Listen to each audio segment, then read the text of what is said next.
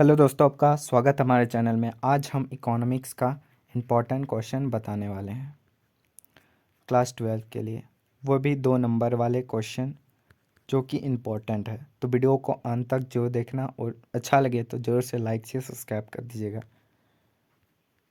तो पहला क्वेश्चन की ओर बढ़ते हैं। व्यष्टि अर्थशास्त्र से परिभाषित कीजिए। व्यष्टि और समष्टि समष्टि अर्थशास्त्र जो है, इन लोग का परिभाषा है वह जरूर से याद कर लीजिएगा।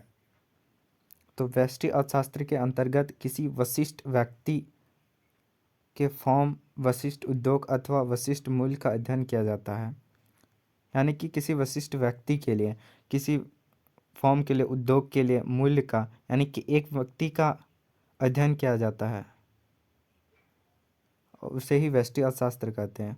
अगर पूरे पूरे की बात करें, पूरे विश्व की बात करें, मतलब राष्ट्रीय आय की बात करें, राष्ट्रीय बचत की बात करें, राष्ट्रीय पूंजी की बात करें, तो उस सब का अध्ययन जो है समष्टि अर्थशास्त्र में होता है। और इसमें जो होता है किसी विशिष्ट व्यक्ति और विशिष्ट फर्म और विशिष्ट उद्योग और विशिष्ट मूल्य का अध्ययन किया जाता है।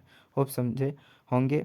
और या दूसरे शब्दों में कह सकते हैं कि व्यष्टि अर्थशास्त्र व्यक्तिगत इकाई के अध्ययन से संबंधित है। यानी कि व्यक्तिगत इकाई, एक व्यक्ति के इकाई के अध्ययन से संबंधित है।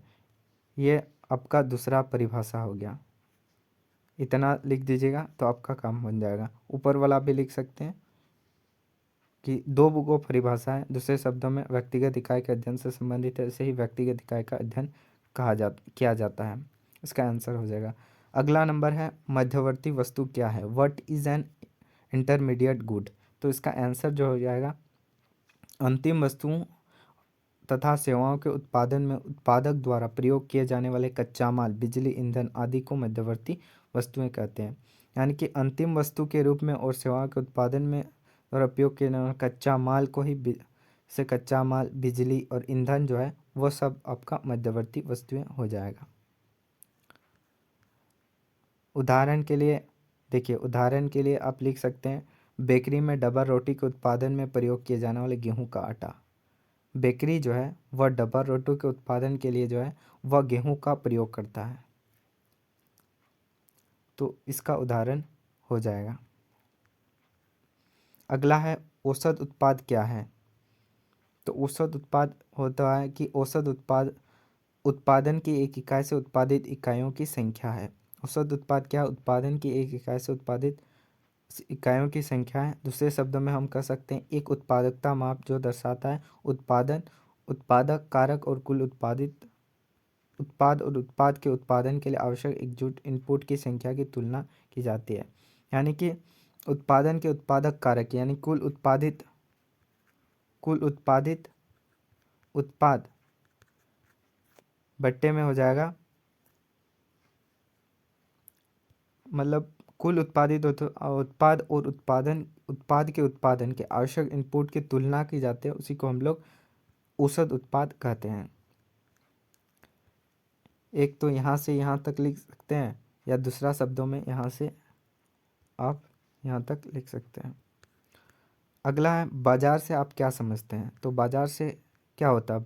बाजार ऐसी जगह है जहाँ पर किसी भी वस्तु का व्यापार होता है। आप लोग जानते होंगे बाजार में क्या होता है, वस्तु का व्यापार होता है, जिसमें क्रेता और विक्रेता द्वारा अपनी जरूरत या मनपसंद के सामान और सेवाएं खरीदी या बेची जाती है। इसका आंसर हो जाएगा। मुद्रा को परिभाषित कीजिए दीजिए नहीं होगा। मुद्रा एक तरल संपत्ति है और जिसका उपयोग करके मूल्य का लेन देन की जाती है तथा किसी भी वस्तु या सेवा के बदले में सुविधाजनक तरीके से खरीदी या बेची जाती है। मुद्रा द्वारा वस्तु की उचित कीमत आसानी से आंकी जाती है। तो मुद्रा एक क्या है? तरल पदार्थ है जिसमें खरीदने और बेचने में उपयोग होता है। वस्तु सेवा मतलब सेवा भी उपलब्ध होता है मुद्रा के बदले, जैसे अस्पताल हो गया। और मुद्रा उचित मूल्य पर कीमतें आसानी से आंकी जा सकती है। इसका आंसर हो जाएगा। अगला है, राजस्व प्राप्ति से आप क्या समझते हैं? Revenue receipt. तो इसका आंसर हो जाएगा, सरकार द्वारा वसूले गए सभी प्रकार के कर या शुल्क, निवेशों पर प्राप्त ब्याज और लाभांश और विभिन्न सेवाओं के बदले प्राप्त रकम को राजस्व प्राप्ति या राजस्व कहा जाता है। यानी कि सरकार द्वारा जो कर लेता है, टैक्स लेता है, शुल्क लेता है, सीमा शुल्क, निवेश से ब्याज लेता है और लाभांश और विभिन्न वस्तुओं के बदले उस राजस्व प्राप्त करता है, उसी को हम लोग राजस्व प्राप्ति कहते हैं। अगला है आयात प्रतिस्थापन से आप क्या समझते हैं? Import substitution. तो आयात प्रतिस्थापन से अभिप्राय है कि आयात की जाने वाली वस्तु का कुल या आंशिक रूप से देश के कच्चे माल तथा तकनीक ज्ञान द्वारा होगा उत्पादित उसी प्रकार का कार्य करने की वाली वस्तु द्वारा प्रतिस्थापन करने से है। आयात प्रतिस्थापन मतलब वस्तु की कुल आंशिक या देश कच्चे माल या उत्पादित कर उसका उसी प्रकार कार्य करने के द्वारा उसका प्रतिस्थापन होता है, अदला बदली होता है, तो उसे आयात प्रतिस्थापन कहते हैं। अगला है प्रवाह को परिभाषित कीजिए। तो प्रवाह से तात्पर्य उन आर्थिक चरों से जिसका संबंध अवधि से होता है। वास्तव में आर्थिक चर जिसे एक निश्चित समय में मापा जाता है उसे हम लोग प्रवाह चर कहते हैं। अगला क्वेश्चन है राष्ट्रीय आय को परिभाषित कीजिए। तो समस्त स्रोतों से प्राप्त आय जो मांग और पूर्ति के संतुलन के बाद प्राप्त होते हैं उसे राष्ट्रीय आय कहते हैं। समस्त स्रोतों से प्राप्त यानी कि सभी स्रोतों से आय जो प्राप्त होता है उसे मांग और पूर्ति का संतुलन के बाद प्राप्त होता है, उसी को हम लोग राष्ट्रीय आय कहते हैं। वस्तु विनिमय प्रणाली किसे कहते हैं? तो वस्तु विनिमय प्रणाली आपका आंसर हो जाएगा। वस्तु विनिमय प्रणाली एक ऐसी प्रणाली है जिसमें वस्तुओं और सेवाओं की अदला बदली की जाती है। वास्तव में वस्तु विनिमय के अंतर्गत यदि किसी वस्तु के विनिमय में किसी व्यक्ति की आवश्यकता है तो दूसरे वस्तु को देकर ही विनिमय में प्राप्त किया जा सकता है, यानी कि सामान का अदला बदली करना ही वस्तु विनिमय कहलाता है। वैधानिक तरलता अनुपात SLR को परिभाषित करिए। एक होता है SLR और एक होता है CRR।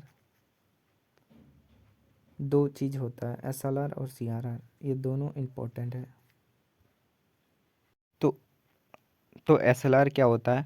SLR होता है वैधानिक तरलता अनुपात। SLR एक ऐसा अनुपात है जिस पर व्यापारी बैंक की मांग को पूरा करने के लिए न्यूनतम आरक्षित मांग जमाओं की नकद कोष रखना पड़ता है। यानी कि जो है व्यापारिक बैंकों को क्या होता है, एक निश्चित अनुपात में एक न्यूनतम राशि जो है बैंक में रखना पड़ता है, उसी को हम लोग वैधानिक तरलता अनुपात कहते हैं, या ही उसी को हम लोग बैंक दर कहते हैं। क्वेश्चन है प्रेरित निवेश किसे कहते हैं? तो प्रेरित निवेश वह निवेश होता है जो आय तथा लाभ की मात्रा पर निर्भर करता है।